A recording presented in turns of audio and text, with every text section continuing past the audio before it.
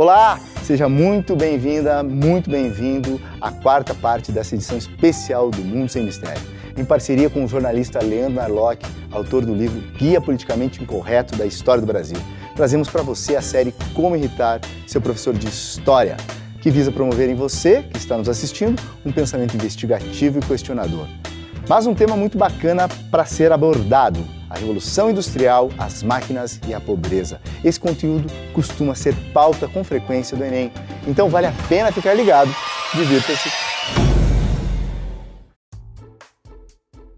Vejam só essa questão do Enem de 2010 sobre a Revolução Industrial. A Inglaterra pedia lucros e recebia lucros. Tudo se transformava em lucro. As cidades tinham sua sujeira lucrativa, suas favelas lucrativas, sua fumaça lucrativa, sua desordem lucrativa, sua ignorância lucrativa, seu desespero lucrativo.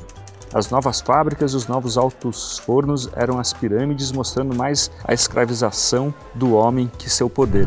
É uma questão, como eu falei, do Enem de 2010, a resposta certa é a E. A prova pede para se interpretar esse trecho e a resposta é: o alto nível de exploração dos trabalhadores industriais ocasionava o surgimento de aglomerados urbanos marcados por péssimas condições de moradia, saúde e higiene. Bom, gente, essa é uma visão típica da Revolução Industrial que vocês devem ter aprendido na escola, com os professores. Eu aprendi também. Eu lembro que quando se falava de Revolução Industrial era só a opressão dos trabalhadores, trabalho infantil, aquelas cidades imundas, né? De novo, muito disso é verdade. Isso aconteceu, né? Existiam, por exemplo, máquinas adaptadas para crianças de 7, 8 anos, principalmente órfãos, trabalhavam. Mas, na minha opinião e na opinião de muitos economistas, você está se confundindo um pouco as coisas. É muito fácil a gente confundir coisas que acontecem ao mesmo tempo como se uma explicasse a outra, como se uma fosse a causa da outra. E é justamente o que acontece nesse caso. Na minha opinião, e é isso que eu quero mostrar para vocês e irritarem seus professores de história, é que toda a prosperidade que a gente vive hoje, ela começou naquele momento, começou na Revolução Industrial. O ser humano passou fome, né? A fome foi um grande problema do homem por todos os séculos, né? Já tem estatísticas falando que a cada século 13% da população morria de fome, em grandes epidemias de fome.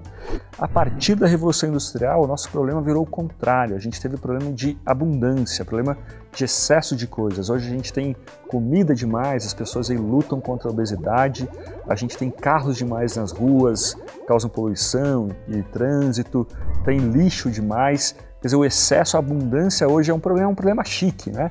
É um problema que todas as épocas, todas as civilizações gostariam de ter, e tudo isso, toda essa prosperidade começou na Revolução Industrial. Uma grande pergunta que a gente tem que fazer a essa questão do Enem, a esse texto que o Enem usa como base, é o seguinte: por que, se os trabalhadores eram tão maltratados como de fato eram nas fábricas, por que eles saíam das suas fazendas, das suas cidades do interior da Inglaterra e se mudavam para Londres para ter essas condições de trabalho? A questão é óbvio, né? Não é difícil a gente responder que a condição deles era muito pior antes de eles chegarem ali, né? Eles estavam escapando da fome, escapando da miséria quando eles chegaram para trabalhar nas fábricas inglesas. Os professores geralmente costumam falar que todo o mal começou com o cercamento das propriedades inglesas. Tem um mito ao redor disso, mas a narrativa é de que os ingleses eles tinham terras comunais, terras coletivas. De repente, com o cercamento expulsou as pessoas para as cidades. Na verdade, aconteceu um pouco diferente. Até o século XVII, 40% das crianças morriam até completar 15 anos.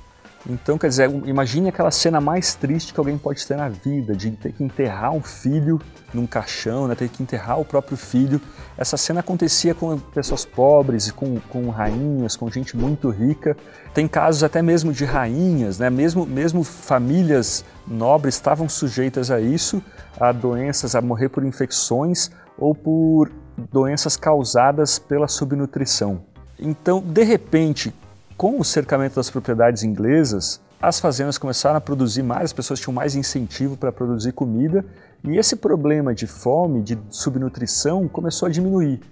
Então, a partir do século XVIII, 1700 e pouco, a população inglesa começou a aumentar, mas isso gerou uma consequência não desejada, ou uma consequência imprevista, que é aquelas pessoas que antes morriam antes de completar 15 anos se tornaram adultos famintos, adultos que precisavam de comida, precisavam de trabalho e que não arranjavam mais trabalho nas fazendas. O que essas pessoas fizeram?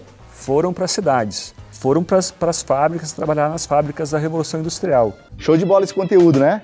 Lembre-se, nosso objetivo é estimular o seu interesse pelo ato de pesquisar, indo além do que apenas é cobrado nas provas. Revolução Industrial é um assunto que rende bastante discussão, mas eu quero saber a sua opinião. Escreve pra gente aí nos comentários. O Narlock tem ainda muito mais a falar sobre isso e eu vou te explicar o que fazer para poder assistir. Assine agora mesmo o curso online A Prova no Enem para ter acesso à série completa, além, é claro, de ficar muito bem preparado para conquistar aquele notão no Enem. Vem com a gente, acesse o link que aparece na descrição e confirme que aqui o Enem é sem mistério.